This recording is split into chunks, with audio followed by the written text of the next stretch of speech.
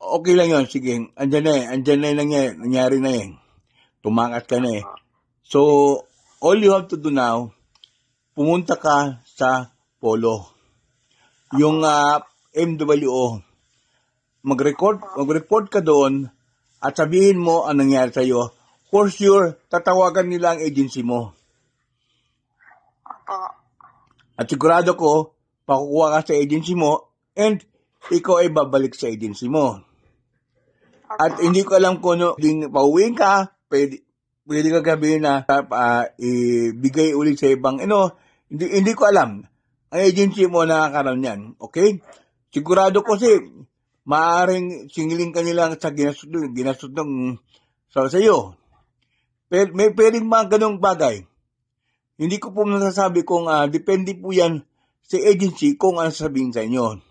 Then, that's the time mag-decide ka. Pero, ang importante po ngayon is pumunta po sa Polo, inform of your location and your situation para po magawang ka ng paraan.